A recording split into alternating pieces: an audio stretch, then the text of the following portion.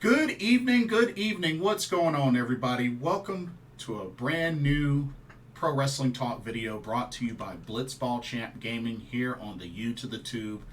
I am your host, Blitzball Champ Jason Ingram.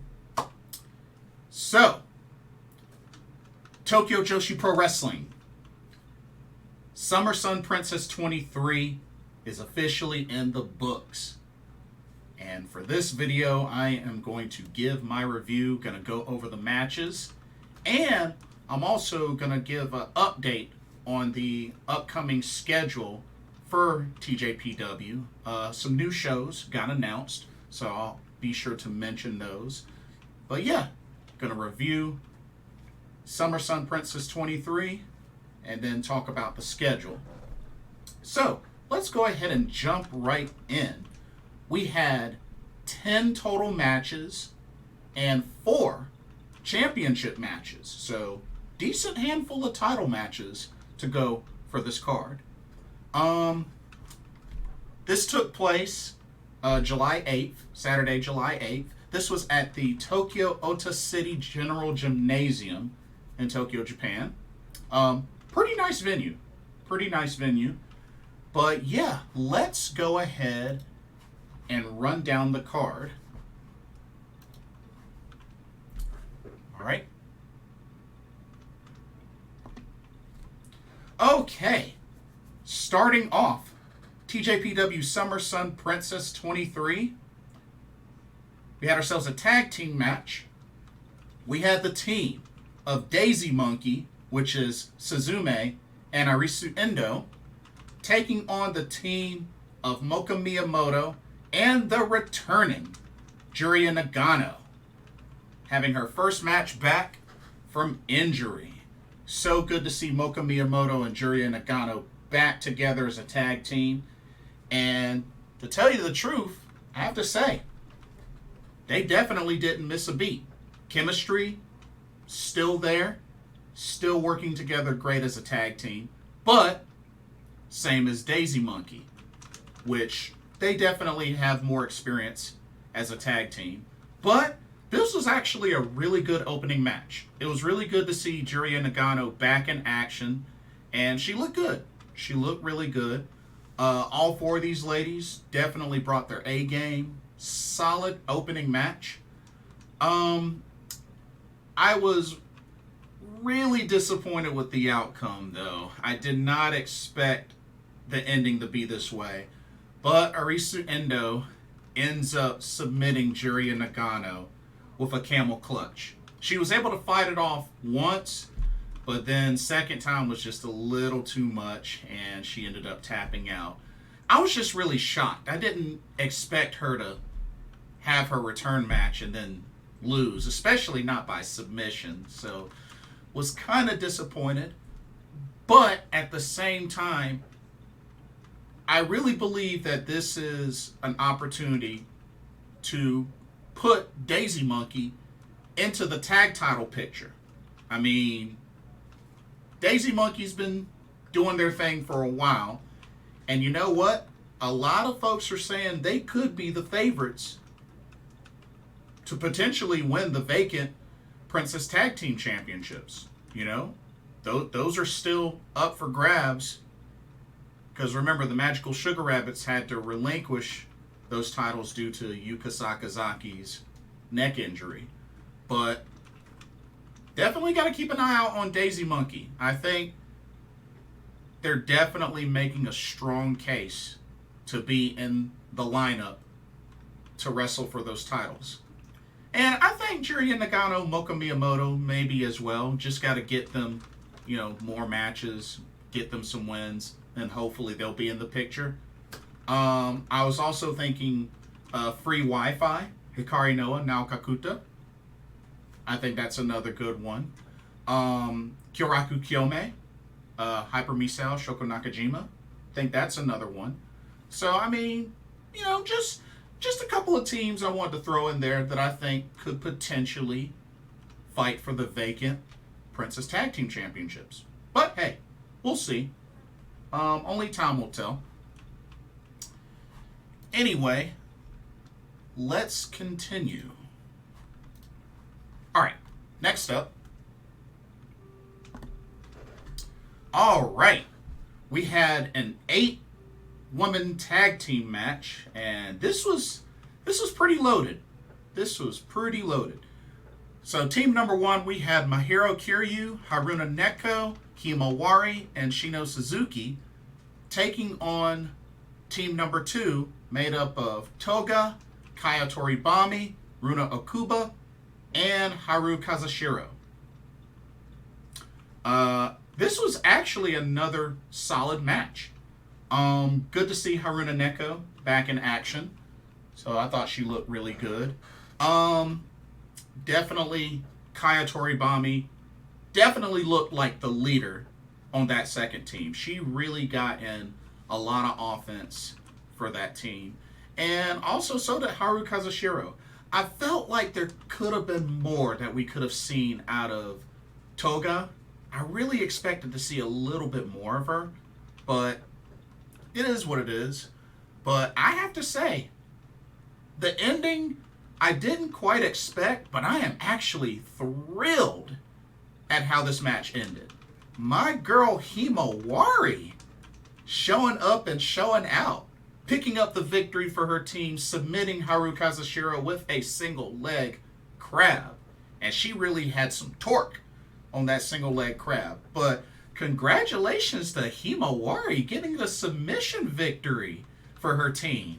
I did not expect that. But hey, as funny and as silly as HIMAWARI may be, she can also get the job done. Like this match here. So wow, 2 back-to-back submission ending matches. Interesting. Very interesting.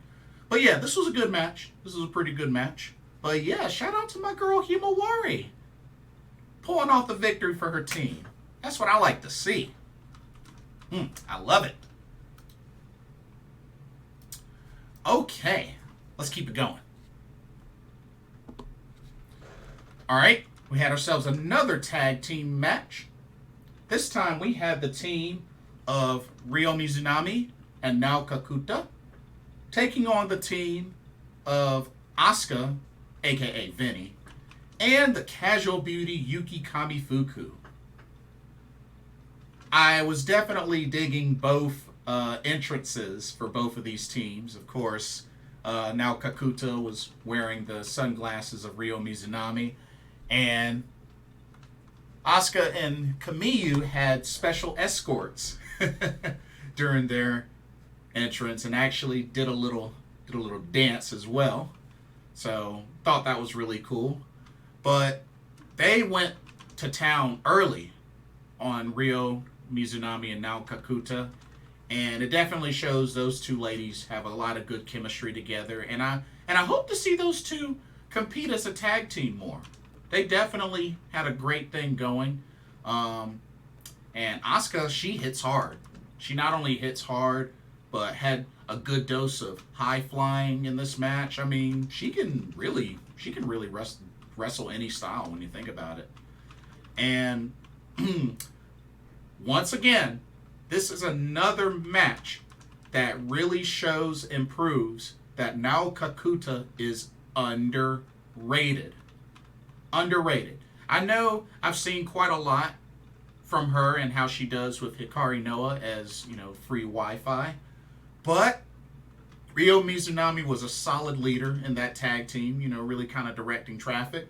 But Nao Kakuta picks up the victory for her and Ryo Mizunami, pinning Yuki Kamifuku after hitting her with the Shidenkai, the little backpack stunner. Or it was kind of like a fireman's carry backpack stunner. But yeah, Nao Kakuta picks up the victory. And of course, I always enjoy listening to her entrance theme. So that was quite a treat. But yeah, Nao Kakuta's very underrated. I don't think she gets enough love. I really don't think she gets enough love. So shout out to Nao Kakuta picking up the victory, getting the pin. But I do hope to see more of Kiryu and ASUKA as a tag team in TJPW. I think they work really well together. So we'll see. I know ASUKA has been very busy multiple promotions. I mean, she's getting ready also for Sendai Girls. She's been competing in Pro Wrestling Wave. She's been competing in Seedling, all over the place. So, keeping her busy. Definitely keeping her busy. And, correction, we had... Oh, no. We had 11 matches. I'm sorry. We had 11 matches. Wait. Oh, no, I was right. I was right. It was 10 matches. Sorry about that. A little logistics snafu. But, okay. Now, let's get into our first of 4 championship matches, shall we? Here we go. All right, we had the DEFY Women's Championship on the line in this match. We had the champion, VertVixen, defending against Hikari Noah. I have to say, this was a pretty solid match. I felt like both ladies went back and forth, and even VertVixen was talking some trash to Hikari Noah throughout this match. You know, little trash talking here and there. You know, I thought that was pretty cool. And shout out to VertVixen with her Nintendo Switch gear. I love the gear she was rocking with the Joy-Con knee pads and leggings. I thought that was cool. That was really cool. Which, I mean, she's a gamer, so makes sense. But yeah, shout out to VertVixen on her ring gear. That was some good ring gear. But match was definitely back and forth. Hikari Noah looked really strong in this match, and so did VertVixen. This really could have gone either way with how the action was going, but VertVixen would not be denied as she stands tall in victory after she pins Hikari Noah before after hitting her with a brainbuster. Got her with the brainbuster, pinned her with the 1-2-3. VertVixen still your DEFY Women's Champion. Solid match between both ladies. But yeah, good to see VertVixen back in TJPW. Like I said, I got a chance to meet her via DPW. You know, talk to her about this match that happened. And yeah, definitely was a solid match.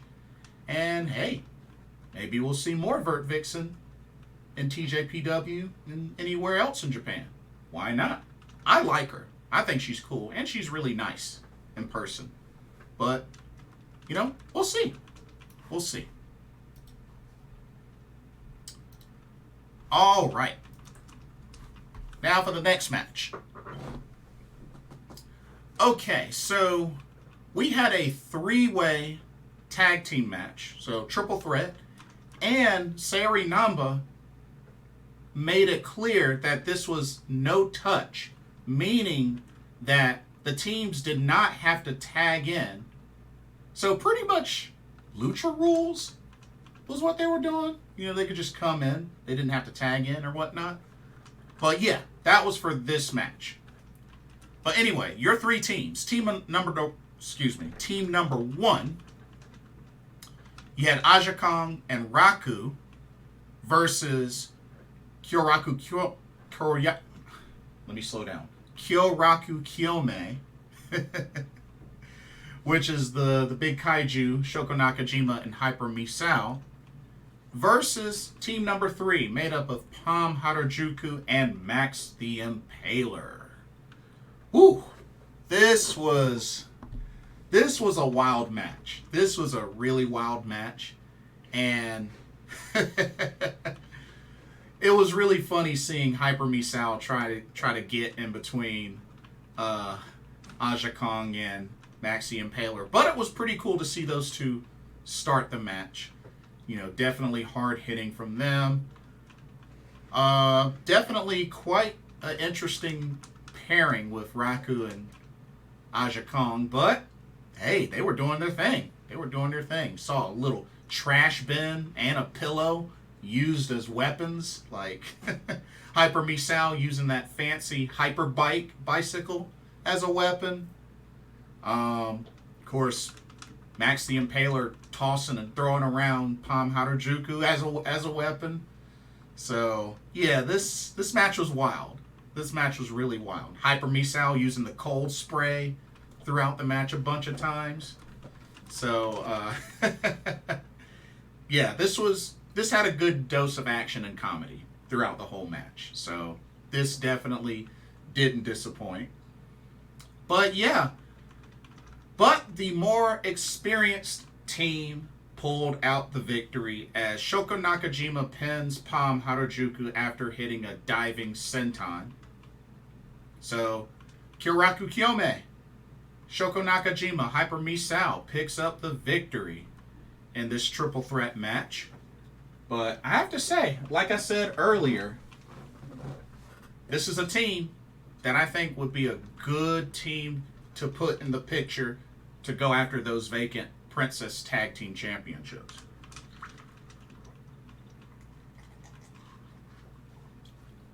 I think you could definitely dial up a handful. And who knows? I don't know when they're going to do it, but I think they're going to get geared up to hopefully crown some new Princess Tag Team Champions. But we'll just have to wait and see how they do it. I don't know if they do a mini tournament or if they do like a fatal four-way, something. But hopefully they'll figure that out soon. But the action's still good and the action will still keep going.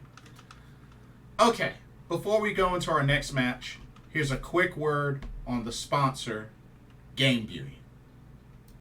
As you continue to watch and enjoy Blitzball Champ gaming content here on the U to the Tube, be sure you take a moment to check out the link to the description for Game Beauty. Game Beauty offers a variety of video game themed makeup and cosmetic products. They offer items such as eyeshadow palettes,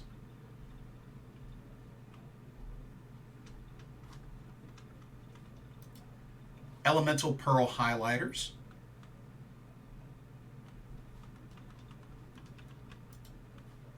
eyeshadow brushes,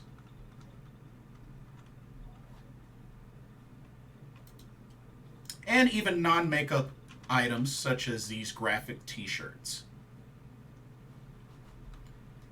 They also have collaboration items like this Persona 5 Royal Limited Edition makeup collection, as you can see here, which you can get it as a full collection, or you can get different bundles of this collection, as well as different pieces separately.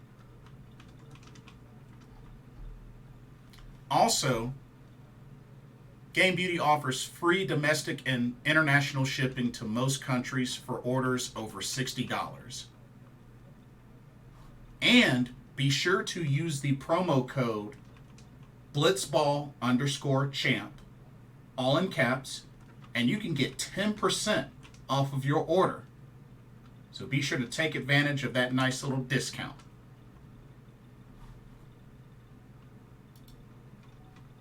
And now, back to our regularly scheduled video.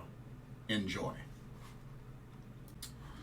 Okay, let's go ahead and get geared up for the next match. Okay, we had ourselves a singles match. We had the native beast, Nyla Rose, going up against Miyu Watanabe.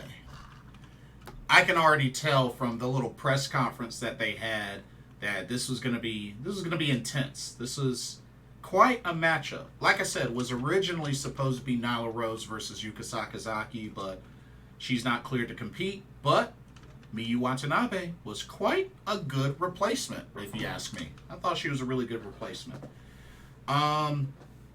Both these ladies went at it. It seemed like Nyla Rose was in control for the most part, but it was good to see Miyu Watanabe body slammer, not once, but twice. And Miyu Watanabe did attempt the giant swing and actually got her for like maybe 2, maybe 3 revolutions, but just wasn't enough for her to really get the full effect of the giant swing as she dropped Nyla Rose. Just was a little too heavy. She tried a couple of times to put her up for the teardrop, her finisher, but just could not hold her up. But you gotta give Miyu Watanabe credit on the effort and just kept fighting back, She was determined to hit a giant swing. She was determined to hit that teardrop, but just couldn't get it done. And when it was all said and done, Nyla Rose put her away with a beast bomb, covered her for the 1-2-3. Nyla Rose successful on TJPW soil. But pretty good match, and I think we'll see Nyla Rose again in TJPW. Why not? Might not be immediate, but I could see her back in a TJPW ring at some point. But pretty good match. Pretty good match. Okay. How about another title match, shall we? Okay, 1 second.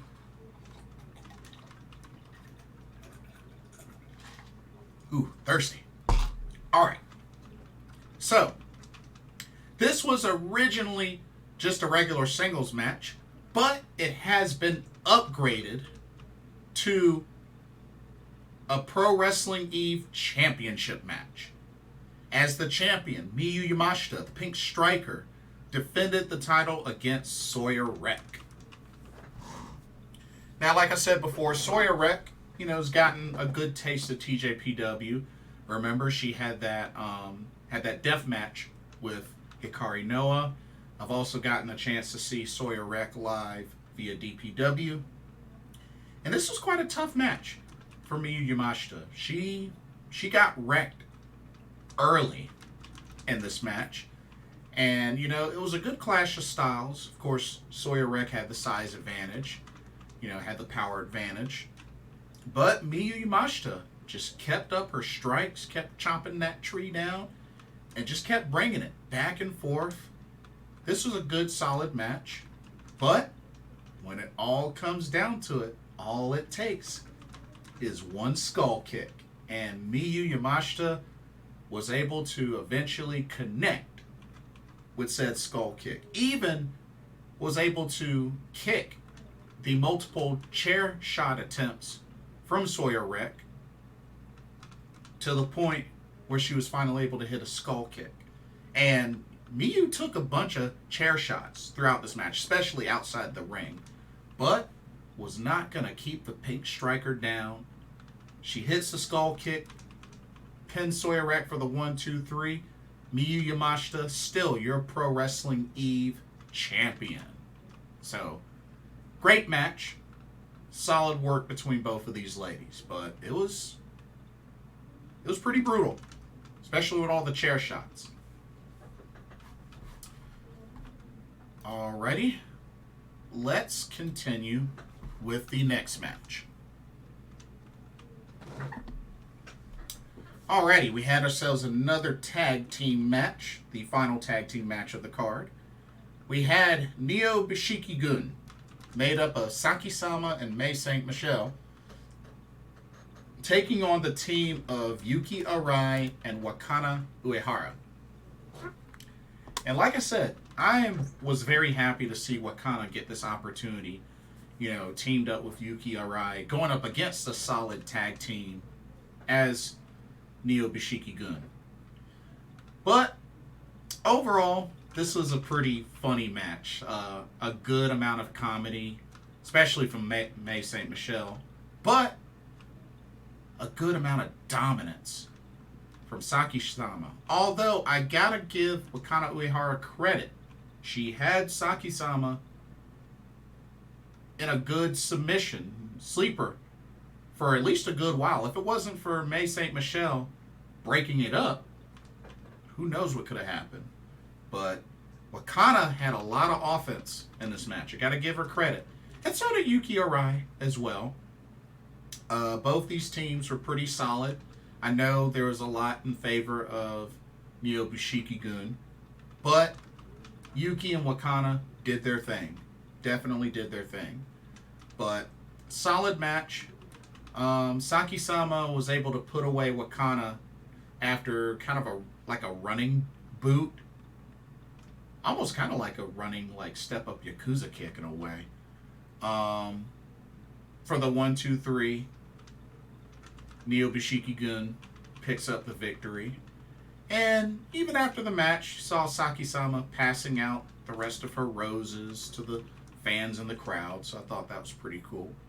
But, yeah. Good match. Good match. All right. Let's get into our final 2 championship matches. All right. We have the International Princess Championship on the line. As the champion, the White Dragon, Rika Tatsumi, defends against the #1 contender who defeated Arisu Endo to earn this opportunity, Yuki Aino. I'm going to tell y'all right now, this was actually my favorite match.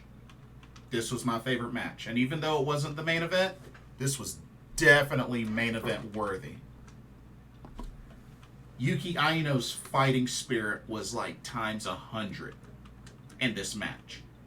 And I have to say, I'm telling y'all, keep an eye out on Yuki Aino. I really hope and believe that she will be a champion, a singles champion in TJPW.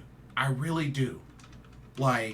She really brought it to Rika Tatsumi, who was rocking some new ring gear, by the way.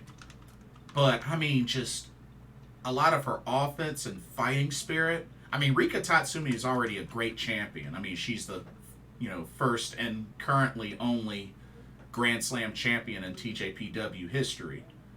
But Yuki was definitely on another level and definitely showed why she was a formidable #1 contender. Her being able to break out of the figure 4, her being able to break out of 2 Dragon Sleeper attempts, just her fighting spirit was woo-wee.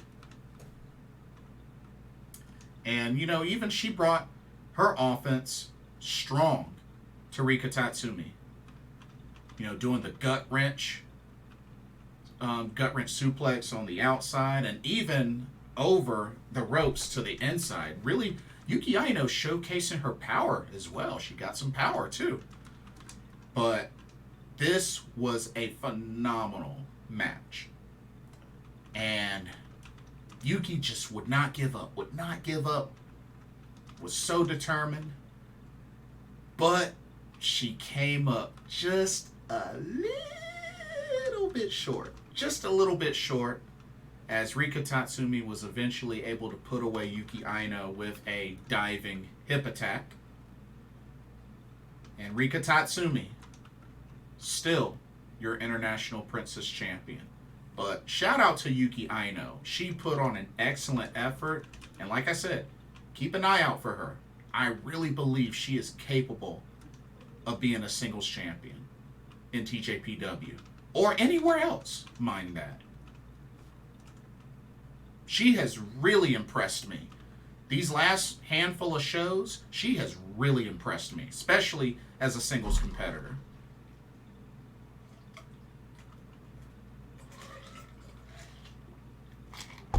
Okay. Main event time. Shall we, ladies and gentlemen? Here we go. Your TJPW Summer Sun Princess 23 main event comes down to this. The Princess of Princess Championship on the line. as the champion, the Popping Sugar Rabbit, Mizuki, defends against the cutest in the world, Maki Ito. Former members of the Ito Respect Army battle it out in the main event.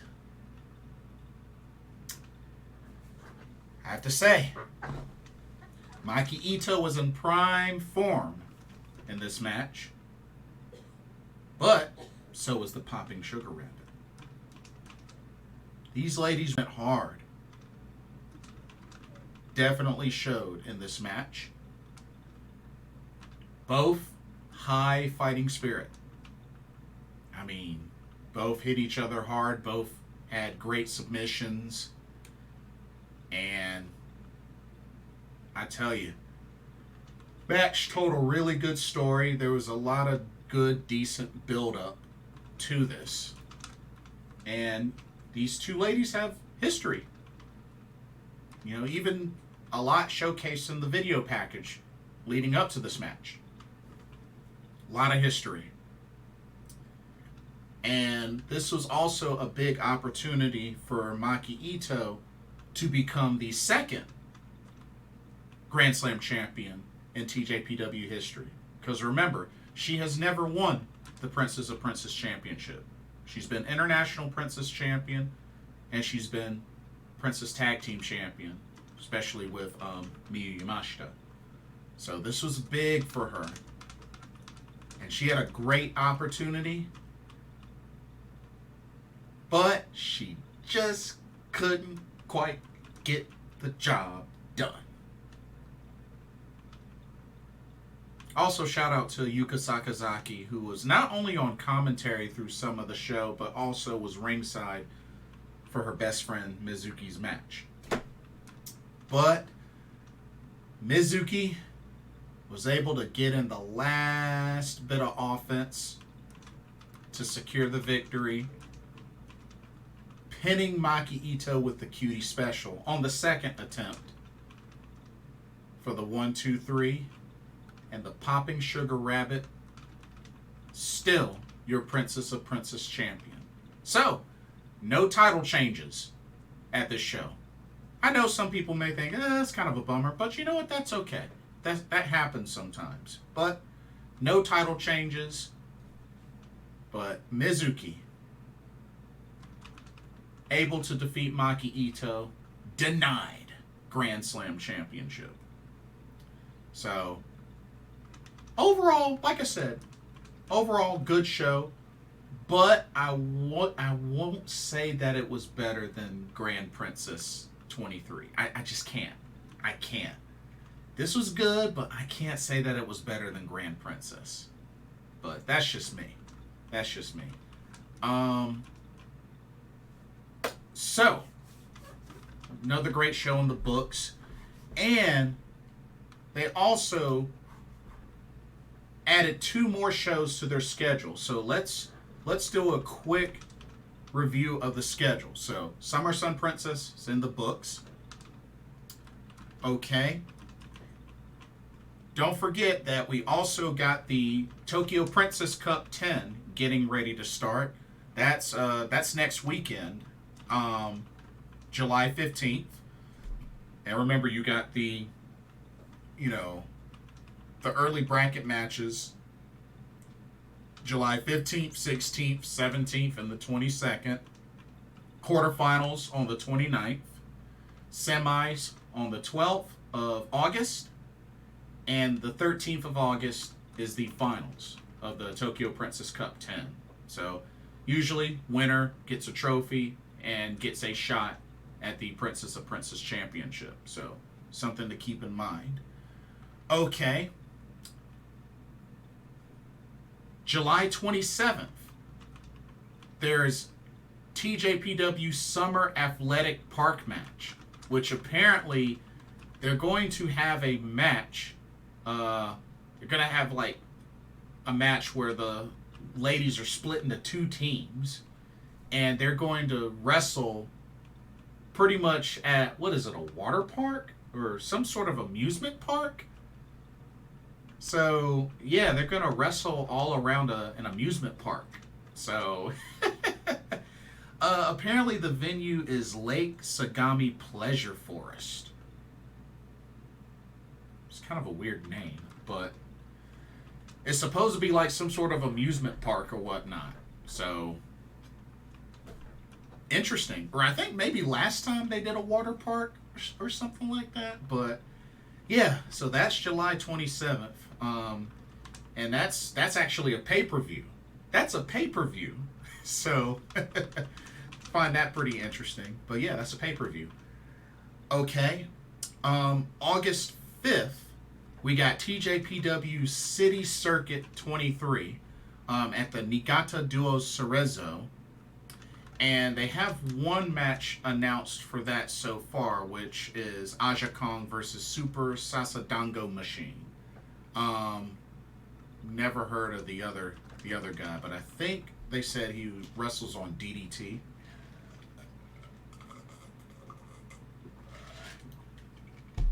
But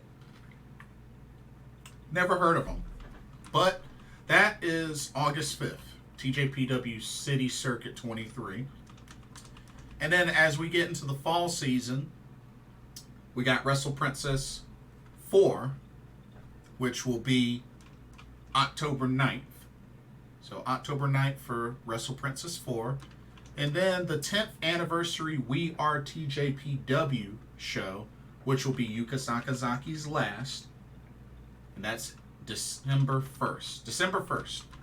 So that's the schedule so far. Pretty much of, the big events. And yeah. So quite a lot of action to look forward to for TJPW. But yeah, another big show in the books, and looks like it's full speed ahead the rest of this month for Tokyo Princess Cup 10 and the TJP Summer Athletic Park match, the amusement park match. That's going to be interesting. I've already ordered the pay-per-view for that. I can't wait to check that out. That's going to be interesting. But that will do it for this review. Don't forget to check out the link to Game Beauty. And also, let me know what y'all's thoughts are. What did y'all think of TJPW Summer Sun Princess 23? What did you think of the matches? Did you enjoy them? What were your favorites? Do you think this show was better than Grand Princess 23 back in March? Or do you think Grand Princess was better? Let me know your thoughts on that. And what do you think they should do to solve the whole vacant Princess Tag Team Championships? What teams would you like to see compete for those titles? Let me know what y'all's thoughts are. Don't forget to like, comment, subscribe, hit that notification bell while you're at it, and thank you so much for watching. Hope you enjoyed this video for another Pro Wrestling Talk brought to you by Blitzball Champ Gaming here on the the Tube. I'm your host, Blitzball Champ Jason Ingram. Hope everybody has a blessed rest of the weekend, and I will see y'all in the next video. Laters. Be safe. Love y'all.